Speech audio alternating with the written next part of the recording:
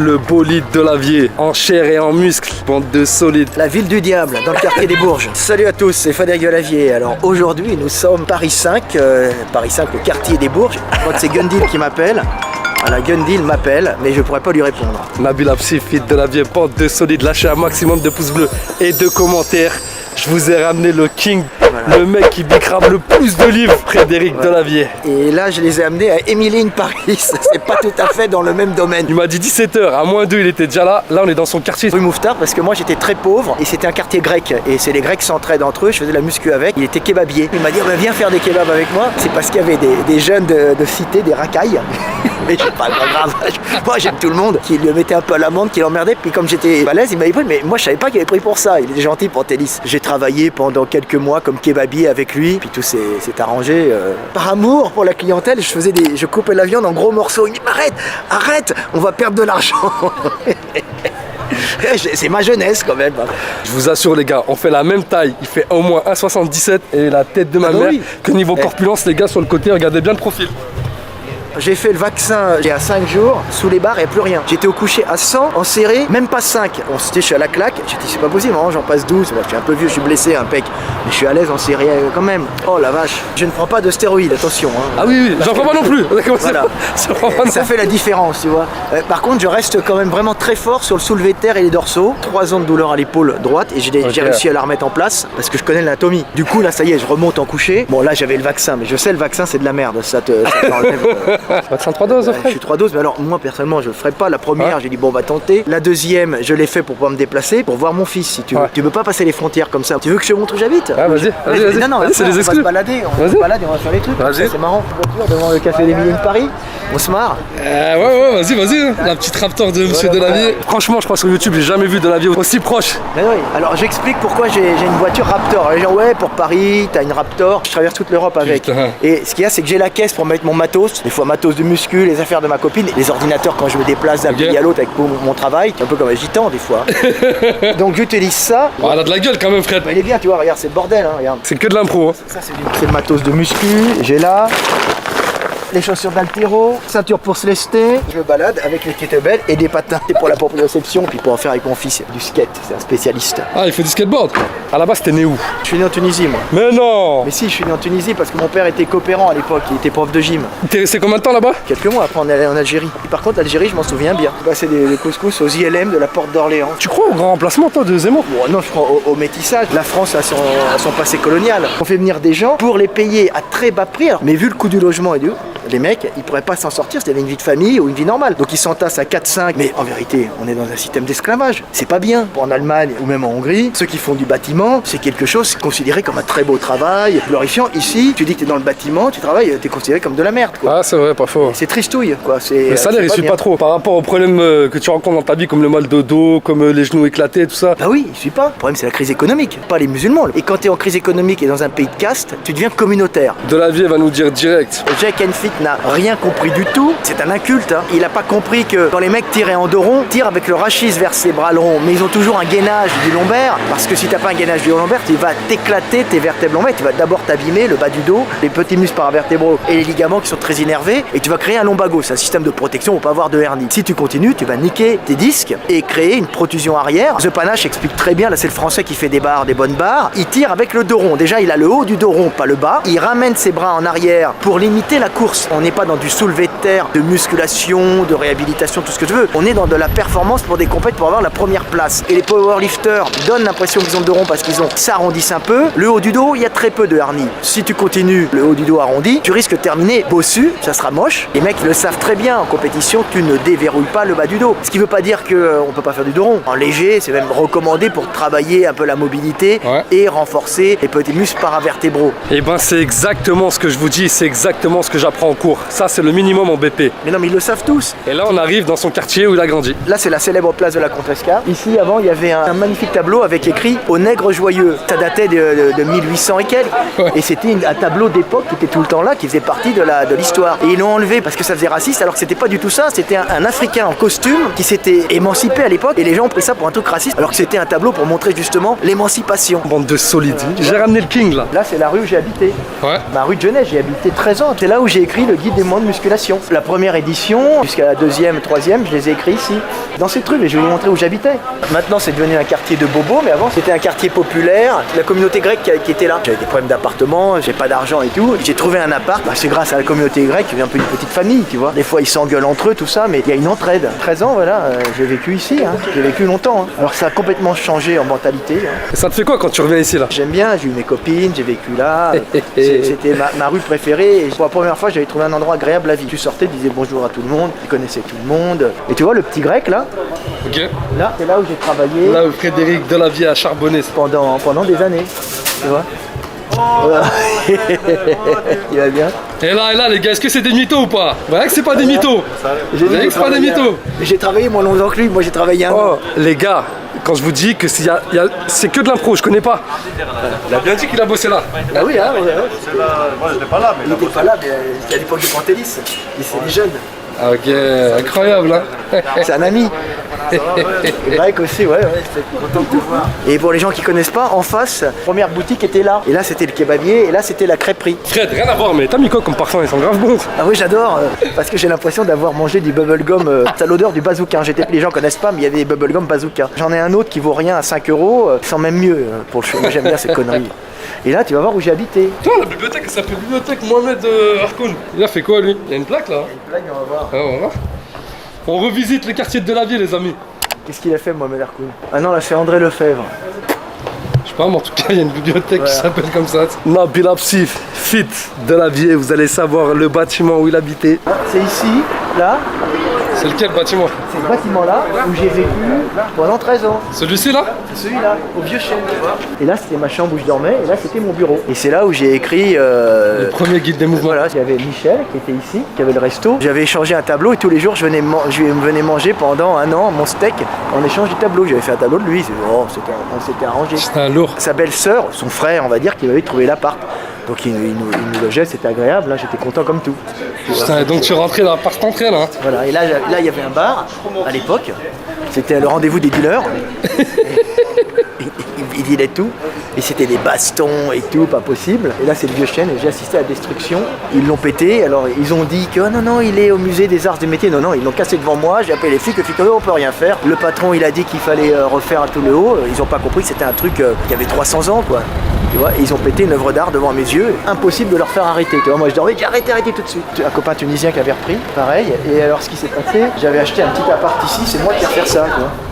Et là c'était le rendez-vous des dealers, c'était là où les mecs attendaient, ils étaient dans l'ombre. Ah, sous le porche. C'était sous le porte, il n'y avait plus personne parce que tous les dealers étaient là, il y avait un bowling dans le fond. Et ici il y avait une boutique que personne ne voulait acheter. Et alors je l'ai acheté 3 francs 6 sous, alors que maintenant c'est un quartier hyper cher. Après je l'ai revendu pour acheter une maison en Hongrie, tu vois, j'ai revendu plus de 2 fois le prix, 2 fois et demi le prix. Et pour faire fuir les dealers, qu'est-ce que j'ai fait? J'ai mis une lumière qui est allumée en permanence. Le dealer, il dit il en douce n'aime pas la lumière, parce que la police passe et les voit. Et à ce moment-là, comme il y avait la lumière, tout le monde a racheté les boutiques. Et voilà, c'est là où j'ai vécu, c'est des histoires, ma jeunesse. On va terminer le bouquin, c'est pas la production. On va bosser sur les blessures. C'est pour ça que l'abruti Jack Fit nous parlait des vertèbres. Tu ne connais pas les dernières études. J'ai dit non, on est dans les dernières études. Parce qu'on fait un livre sur les blessures et on est obligé d'avoir les dernières études. L'exclusivité, c'est de te dire qu'il va être fini en janvier et maquetté à partir de janvier. Je pense pas avant l'automne 2023. Ça met du temps. Hein. Bon les amis, là on fait un petit tour, on va terminer dans le quartier de Delavier et après on va aller se poser au chaud. Je vais sortir le trépied et Fred va nous y envoyer là. Question-réponse. Ça va être du lot avec monsieur Fred Delavier. Et alors, tu sais qu'ici, il faut le code, ils font chier, c'est pas comme une petite ville. Hein. Ah mais je suis vacciné. T'as pas été fatigué avec le vaccin, toi? Non, ça va. Et les performances, t'as pas baissé? Tu connais, moi même si je mettais 5 doses, il m'aurait rien fait le vaccin. Je suis trop chaud pour lui. Est-ce que monsieur Delavier mangerait pas un kebab avec de la mayo, supplément merguez? Ou est-ce qu'il mangerait plutôt protéiné, tout ça? Des œufs les amis. Des œufs avec des champignons. Et le Coca Jet. Le kebab, je le mange quand je suis à Berlin. À 4h du matin, après m'être entraîné. Tu t'entraînes tard toi hein? J'y vais quand il y a personne. J'allais au Citec. c'est ça. Un moment. J'ai mon home gym avec les machines. J'ai fait fabriquer, mais c'est moi qui les conçois. Je passe à l'usine, on bosse ensemble. Là. Oh les gars, je vais pas faire chez Fred, je vais le laisser bouffer quand même. On se retrouve après, dès qu'on sera posé avec le trépied. Bande de solides. Moi, je prends tout le monde. J'ai eu la chance de trouver une place devant un resto où il n'y a pas beaucoup de monde, qui est agréable. C'est le resto d'Emiline Paris. Là, ce que t'as vu au début de la vidéo, espèce de solide. Les poids fort cuisses, là. J'ai vu tout de suite. Là. Bah, t'as les quads. Poids fort cuisses. Quad. T'as fessier aussi. Fessier, mais t'as un bon squat sur des terres. Ouais. Après le dos, Tu vois? Il faut l'épaissir. Ouais, il faut l'épaissir. Le tri, Tu pars combien en cuisse? bi. Combien de kilos? Ouais, les gros bras, bien. Deuxième partie avec Frédéric Delavier. Là, on va grailler un beau petit truc, on va se mettre au calme. Donc toi, et prends ton shaker ou ton tupperware, parce que là, on en a pour une demi-heure facile. T'as joué un grand rôle dans ma vie. C'est pas de la lèche, je te le dis clairement. Mon père, il était au placard, mes frères, ils étaient au placard. J'ai été élevé au Resto du Cœur, au Secours Populaire, à la Banque Alimentaire, au Secours Catholique. Moi j'ai fait une fois la soupe populaire. J'ai fait parce que j'avais vraiment pas d'argent, j'ai fait une soupe et un pâté. Franchement c'était pas bon. Et au début tu dis oh ben, je vais y aller en rigolant, non en vérité tu rigoles pas, tu dis que tu vas en rigolant, non Bah parce moi, que t'as vu, t'as pas mangé. j'ai jamais aimé. Les boîtes de raviolis dégueulasses. La boîte, elle est à en faire, il n'y a rien écrit. Moi, c'est le C'était pâté. raviolis. Waouh. Et c'était leur pâté, t'es pas bon. C'était immangeable, je te jure. Comme j'ai été aussi à l'Armée du Salut pour m'habiller, j'arrivais à payer mon loyer, mais après la bouffe c'était limite. Et les gens ils savent pas. Mais c'est à force de travail, espèce de fou, va. C'est pas en restant posé comme ça. Il est pas devenu de la vie en se branlant les couilles. Ouais, non, on fait quoi aujourd'hui? Non, faut travailler, c'est une base. Mais il faut aimer son travail aussi. Il faut y croire. J'avais pas découvert son livre à lui que quand je l'ai ouvert, j'ai poussé la fente. Je me suis dit putain, c'est ça que je veux être. Tu sais ce que ça m'a fait? Je me levais à 15h, j'étais sur le terrain, mangeais 2-3 kebabs dans la journée avec l'argent. Je faisais jamais la vaisselle. Là, je me levais à 6. Le terrain, ça veut dire, faut expliquer aux jeunes. Un chargeur de barrette entre là, entre la couille gauche et la couille droite, au détail, à la sauvette, quoi. Tu connais comment ça se passe. Ah là, c'était ça, on faisait de l'argent, on se débrouillait. J'avais pas le choix. Mon père en prison, mes frères en prison, ma mère qui pleure tous les jours, les restos du cœur, tu veux que je fasse quoi? Et c'était ton bouquin. Et je me suis retrouvé à faire quoi? À me lever à 5h30 du matin, parce que ma mère était choquée. Ce jour, il a pris une frappe ou quoi? Ce qu'il arrive, je te jure. T'es passionné. Comme tu fais de la muscu, tu secrètes plein d'endorphines et tu recherches ces endorphines. À chaque fois, c'est une drogue. C'est ça. Et ma mère, le médecin de famille, elle lui dit, mais écoute bien, véridique, hein. Je crois que mon fils, il est en train de perdre la tête.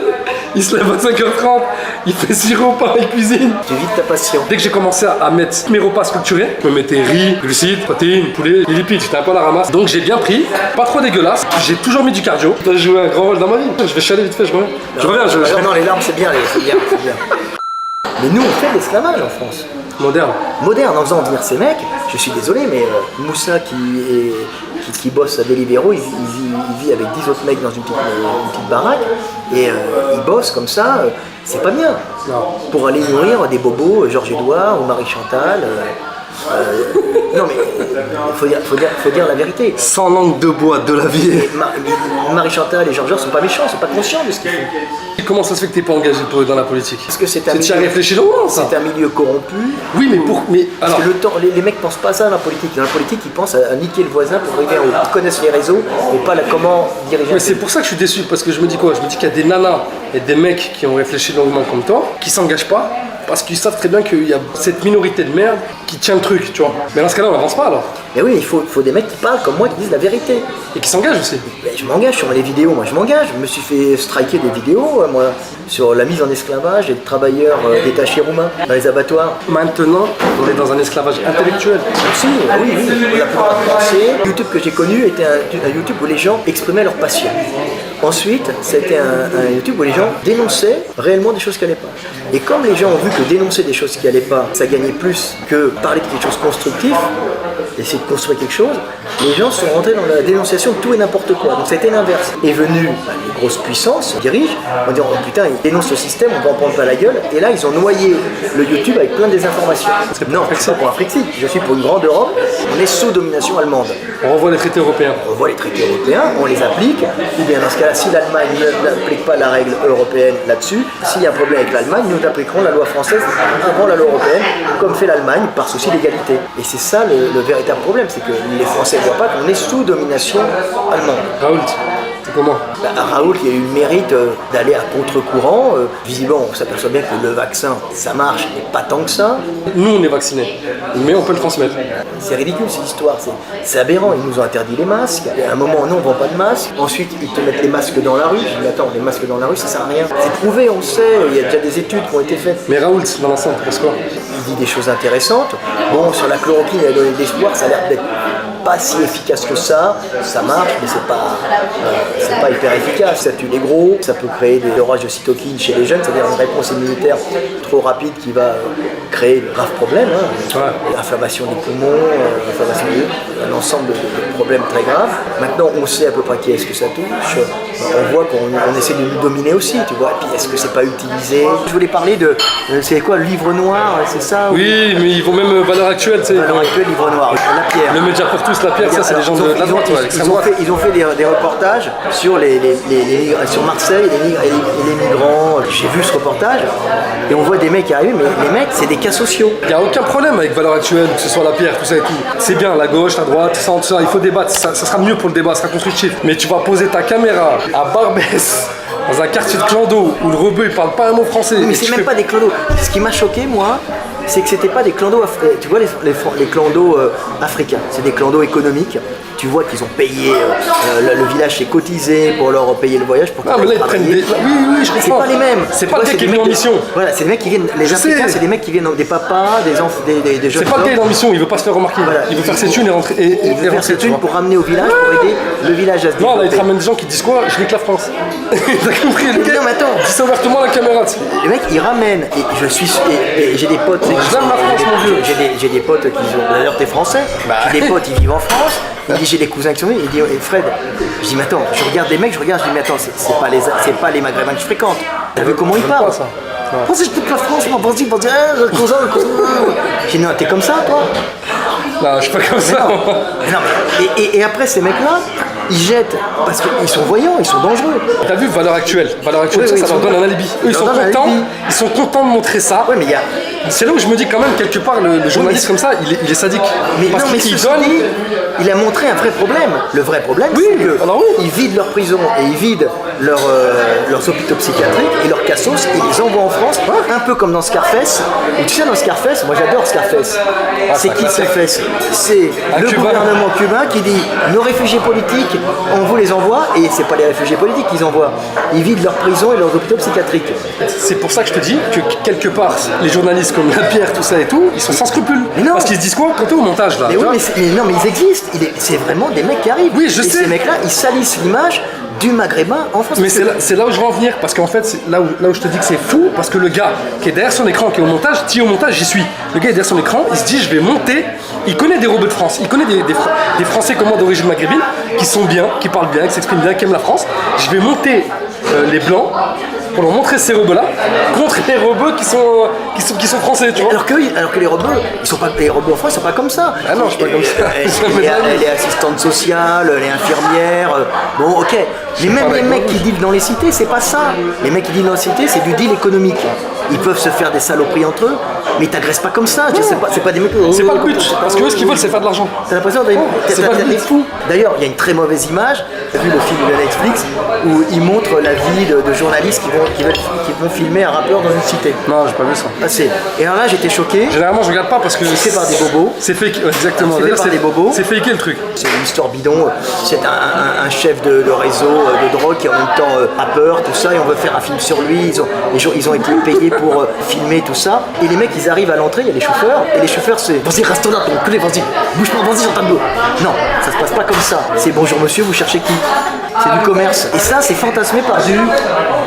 Ok, c'est du commerce illicite, ok, ça tue, mais c'est du commerce. Le but, c'est de fidéliser la clientèle. Le but, c'est salut, ça va, tu vas bien, t'as l'air pas en forme. Attends, on a une bonne arrivage de drogue là-bas, c'est pas mieux. Mais ils vont pas insulter les mecs qui arrivent. Et là, ils te présentent des mecs comme des caractériels agressifs, alors que c'est que des mecs qui font du beau, qui bossent, et ils les présentent comme des mongols. Non, ça se passe pas comme ça. C'est pas que c'est bien, je dis pas que c'est bien. Les cités fantasmées par les bobos. Ouais, mais ça marche pas. C'est atroce. Non, mais c'est atroce, c'est vraiment atroce. Au bout d'un moment, je suis là, moi écoute, je suis le premier à. Moi, je préférais que les mecs, au lieu de faire des braquages, ils bossent, ils soient ingénieurs, ils aillent dans les écoles, ils puissent monter. Tu te rends compte que ça fait monter les fachos? Surtout quand ils se font raqueter un petit peu, parce qu'on va dire le français de base, il n'est pas communautaire, ils se tirent tous dans les pattes. Il ne l'est plus, ouais. Il l'est plus.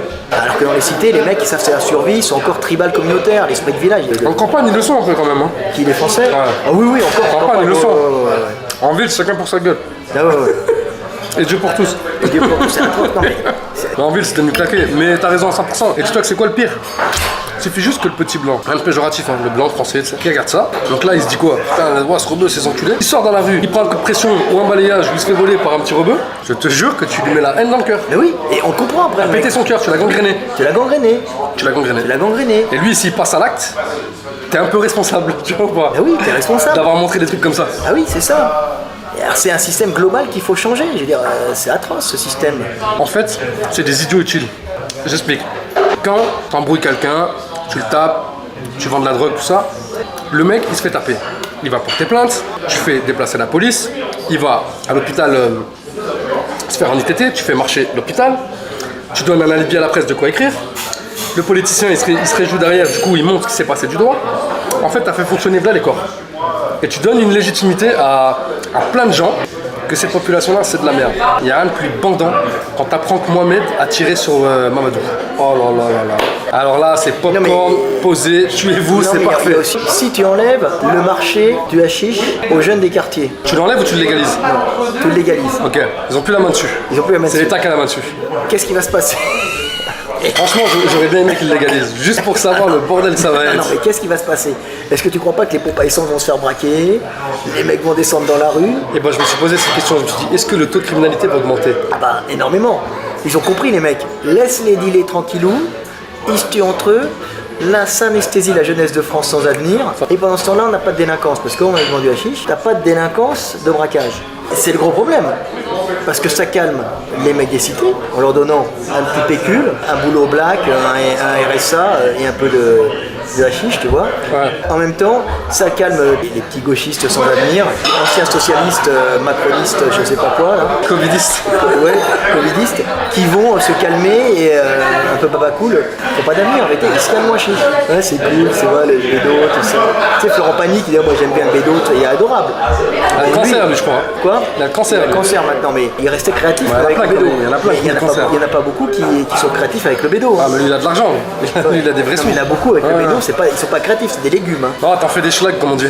Et pas tous, hein. Je veux dire, moi, mes potes, prends un bédo, je prends du hashish, tu vois pas de différence. Par contre, regarde. De la vie qui se livre. Non mais attends, non mais c'est connu, tu fais prendre de l'alcool à un Amérindien, alors pas tous, le mec ça lui réussit pas, c'est ce qu'on appelle l'eau de feu. Bah, je pense- Mais qu'est-ce qu'ils ont fait les Américains? Ils font que ça là-bas. Hein. Ah ouais. Et puis il y a que ça dans leur réserve. Ah oui, ils les ont tués. Au Canada, tu sais que au Canada. ils sont dans des réserves, alors ils ont accès à tout. Ils payent pas de taxes, il y a plein de choses qu'ils payent pas, mais s'ils sortent de la réserve, ils commencent à payer. Ils restent cloîtrés dans leur réserve et ils se butent à l'alcool. C'est une drogue culturelle en Europe qui réussit bien. Maintenant, tu fais prendre plein d'alcool en Algérie, t'en mets partout, qu'est-ce qui va arriver? Il y en a déjà. Mais t'as vu comme les mecs ils sont chauds à l'alcool. Ouais, maintenant en Tunisie, ils font de la bière maintenant, ça s'appelle la Celtia, tu sais. T'as vu comment ils passent avec, ça fait violent, non? Ah, c'est violent. Et il la supporte moins que En les fait, Européens. ouais, ils ont un alcool, tu sais, Agressif. de dépressif qui fait bouillonner, tu sais. Non, Ouais, mais c'est ça. dépressif, Ouais. agressif. En fait, ils se mettent dans des états Ouais. qu'il n'y aurait pas avec l'alcool. Tu vois ce que je veux dire? Alors que l'Européen, tu sais, il finit avec sa cirrhose du foie, à moitié suicidaire, t'es comme ça en train de dormir dans un coin. Ouais. Il emmerde personne. Il fait pas de bruit. Et bon, bah, des fois, C'est peut-être plus moche ça, parce Ouais, c'est qu'il fait meurt, exprès. il meurt solo. Il meurt solo. Ah, il meurt dégueulasse. le magasin, il va piquer On le une voit pas. crise et tout. Parce que c'est des métabolismes différents avec des drogues qui fonctionnent différemment sur les métabolismes. On le sait. Pas du racisme. C'est de la biologie. Ah non, il a rien, c'est pas grave, c'est normal, y a pas de souci. Normal. Moi je sais que, bon, c'est pas une généralité, mais je sais qu'il y a des gens quand même, voilà, tout à l'heure je marchais, et, le pauvre, il y avait un blanc allongé au sol, t'as bien vu, hein, éclaté, bourré, il faisait pas de bruit, il était Ouais, il faisait pas de allongé, bruit, voilà. tu vois, il emmerdait personne, quoi, tu vois. Alors, Ça fait mal au cœur, t'as vu Le quand... moctard, il va s'énerver et finit un coup de couteau au taulier.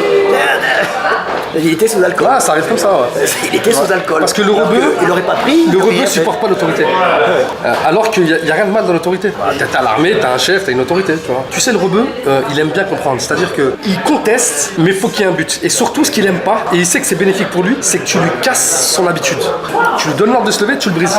Alors qu'il sait que c'est pour son bien. Lève-toi. On t'a demandé de te lever. Faut bouger, faire des trucs. Et malgré qu'il sait que l'autorité a la raison, il va quand même la respecter, le mec. Alors que le blanc, il est plus dans la réflexion. Il est éduqué à la hiérarchie depuis des milliers Ah, c'est vrai, c'est vrai. Il y avait une armée, Il y avait une armée, voilà. il y avait des gradés, dégradés. il y avait des Ils sont obligés pour survivre à un milieu rigoureux l'hiver et ils ont l'alcool pour passer. Alors, si t'as pas l'alcool en discothèque, les mecs ils branchent pas les filles. C'est vrai qu'ils ont besoin de ce côté d'être entre guillemets un peu. Le moctard dans la rue il a aucun problème. Le japonais aussi, tu savais, s'appelle le nampa. C'est la drague de rue au Japon et c'est grave bien vu. Ah ouais? C'est la France d'avant. T'as le droit d'aller draguer, c'est bien vu, mais eux, vu qu'ils sont grave respectueux et tolérants, dès que la meuf elle te dit stop, Mais c'est le ça. mec il se barre. Il est pas là, j'ai vas-y, donne ton numéro. Nous, t'as bien vu, on s'aborde plus. Oh, on est devenus des animaux derrière un téléphone. Ah bah nous, si t'abordes une fille dans la rue qui dit bonjour mademoiselle, c'est comment c'est? Tu peux passer que. Touche pas, t'énonces ton porc, c'est pas quoi? C'est quoi le truc? Ouais, c'est ça, je crois. MeToo. Non, MeToo, c'est MeToo dénonce ton porc. Bon, il y a eu du sale quand même avec ça. Il y a eu du très très sale quand même. Hein. Bah, il y a eu n'importe quoi aussi, c'était n'importe quoi là. Ah oui, mais là, le mouvement, tu vois bien, même il continue, là, tu vois comme il s'appelle, là, Bourdin. Il y a encore des plaintes, tu vois, il y a encore des plaintes aucune, nouvelle de 3 jours. Tu vois, c'est ce mec qu'on a vu, c'est ce mec. C'est ce mec-là. Tu vois, c'est ce mec-là Oui, qu'on c'est a vu. triste, hein. Ils ont pas pu le voir, mais c'est ce mec-là qu'on a vu. Miskin, il fait de la peine, lui. Il est détruit par l'alcool, tu vois. Et puis c'est des gens, ils ont eu un papa, Mais maman, un problème. voilà, c'est ça, mais là tu le vois, personne ne le voit dans la rue. Il est allongé par terre, je me disais, c'est un truc de fou. Tout le monde fait comme s'il n'existait pas. C'est affreux. J'engueulais mes copines russes parce que les Russes, ils aiment pas du tout les clochards. Ils méritent. Ah, ils méprisent. Ah, ils méprisent. J'ai dit, mais attendez, tu sais pas le passé qu'il a eu, c'est un enfant, peut-être sa mère l'a abandonné, peut-être son père n'était pas là, peut-être qu'il a eu de graves problèmes. J'avais discuté à un clochard là, qui m'avait invité à manger, il m'avait raconté ça. Le mec, il était à la DAS, il avait une femme, il n'est pas devenu clochard comme ça. Un jour, sa femme a eu un accident de voiture avec sa fille. Il m'a dit, ce qui m'a détruit, c'est d'aller à l'hôpital et voir leur corps broyé. Et je ne suis jamais remonté. À partir de là, il a câblé. Et le mec était jeune et j'étais malheureux parce que des mecs comme ça, il y en a plein. Ah, choc émotionnel, ouais. Il faut comprendre que les gens deviennent ce qu'ils sont parce que la vie les a menés comme ça. Ouais, ce que tu dis, c'est qu'il faut de l'humain. Et tu sais que tu peux pas leur en vouloir, ils sont comme ils sont, bah, Dieu l'a voulu ou le destin l'a voulu. C'était Frédéric Delavier, mon pote. Je suis crevé. Hein. En vérité, c'est parce que j'ai eu le vaccin, il me casse ce vaccin. Bon les amis, c'est la fin de cette vidéo. J'espère que vous l'aurez kiffé. Lâchez un maximum de pouces bleus, de commentaires. N'oubliez pas de follow la chaîne. C'est Nabil Apsi, fit Frédéric Delavier. Je vous laisse le dernier mot de la fin. Il y a eu beaucoup de contenu. C'est très très lourd. Moi je suis content de t'avoir connu. Entre musculeux. Salut à tous, paix sur terre. Soyez sages, bande de solides.